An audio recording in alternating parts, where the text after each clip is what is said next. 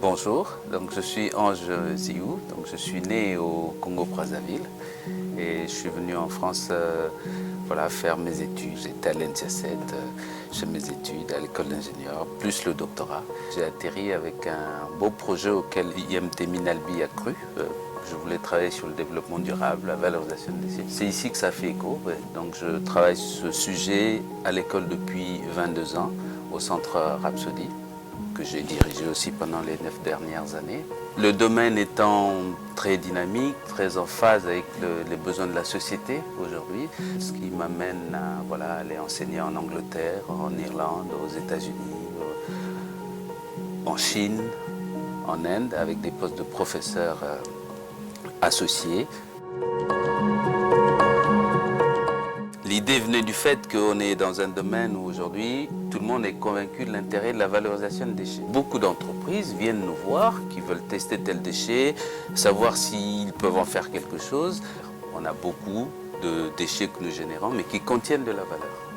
Et il est difficile, quand on n'est pas spécialiste, de connaître cette valeur. Il n'y a jamais eu un fil qui permette en fait d'avoir un peu tout l'historique de la façon dont on peut évaluer les déchets pour les valoriser ensuite.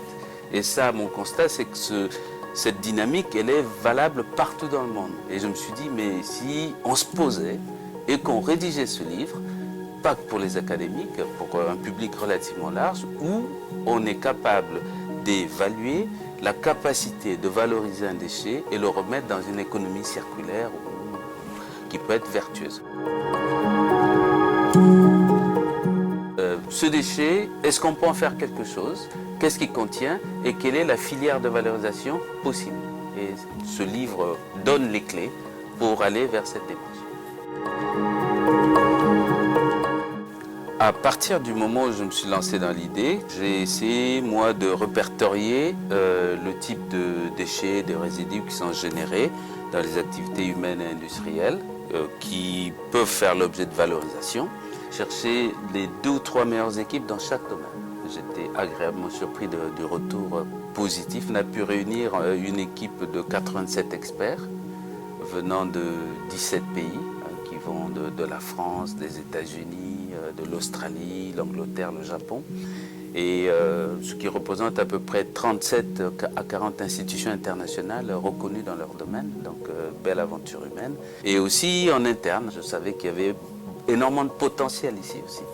Et donc j'ai travaillé ici à l'école avec 22 collègues à Rhapsody. Et ce qui était bien, c'est que ça allait du technicien au doctorant, aux enseignants-chercheurs. On a fait une belle équipe, c'est un beau projet de l'école. Et on n'aurait pas pu le faire aussi si, par exemple, on n'avait pas le soutien du centre de documentation. Donc on a vraiment utilisé, dans le mot meilleur, oui, il n'y a pas qu'ailleurs, on a pas mal utilisé les compétences chez nous.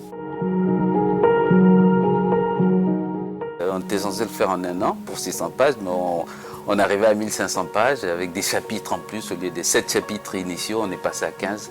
Donc en gros, il a fallu 2 ans de travail effectif. À partir de T0, on a démarré jusqu'à la production des livres. C'est un livre qui avait vocation à être utile pour les chercheurs, vocation à être utile pour la formation, l'enseignement, notamment là il y a des chapitres entrés que nous allons utiliser pour nos élèves, ça c'est formidable. Il avait vocation à être utilisable par les entreprises, la PME du coin qui ne sait pas qu'il y a tel déchet, qui veut analyser les métaux, comment on fait tout simplement. Et dans ce livre, vous avez les informations. Et pour les agences gouvernementales aussi, qui conduisent la politique, les réglementations, les normes. Et donc ce livre-là couvre tous les acteurs de la filière autour du développement durable, autour de la valorisation des déchets, qui vont des chercheurs, des entreprises, des élèves en formation et des institutionnels. C'est un peu le côté particulier de ce livre aussi. Le premier, je dirais, c'était la ténacité. Il fallait vraiment l'avoir, les doutes de tous les gens qui contribuaient, et moi aussi, et à un moment, je me disais, mais est-ce qu'il ne me dépasse pas? Est-ce que je n'ai pas été trop ambitieux? Deuxième mot, équipe. Ça a été une aventure humaine exceptionnelle.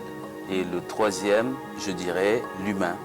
De découvrir comment on peut tirer le meilleur des gens. Quand on leur fait confiance, ça a été formidable. Je l'ai vu surtout au niveau de Rhapsody, et ce qu'ont été capables de produire mes collègues, ça a été juste formidable. Je crois qu'il sera distribué, d'après ce que j'ai compris, à peu près dans 8000 bibliothèques dans le monde, donc ce qui est très bien pour une réalisation qui porte les couleurs d'IMT Minalbi. Et vous pouvez le trouver sur tous les portails qui vendent des livres, les bases de données de l'éditeur qui est Springer, donc, qui est un éditeur mondial, mais voilà, Amazon est en ligne.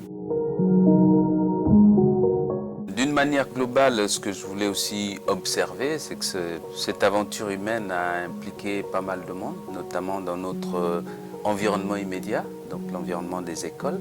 Donc notamment, il y a une forte participation des collègues de Mines ParisTech et beaucoup de labos CNRS, qui est l'autre tutelle de l'école, parce que je suis à Rhapsody, nous sommes une UMR CNRS, donc j'ai travaillé avec beaucoup de collègues d'UMR, d'unité mixte associée du CNRS, qui nous ont suivis dans cette aventure qui, elle, vient après la création du cycle de conférence West Engineering, qui est devenu une conférence mondialement reconnue, la création d'un journal international à comité de lecture, donc Western Biomass Valorization.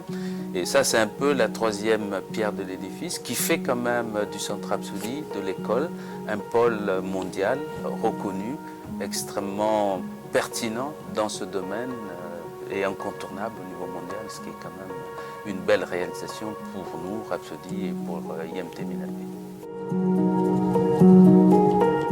Je ne le sais pas d'avance. Et comme j'ai dit au début, c'est le niveau de maturité, la pression que l'idée exerce dans ma tête. C'est ça qui fait qu'elle sorte ou pas. Ce que je peux vous dire, c'est que l'envie y est. Je reste extrêmement motivé par la création, par l'innovation, par de belles aventures humaines. Il y en aura d'autres, très certainement.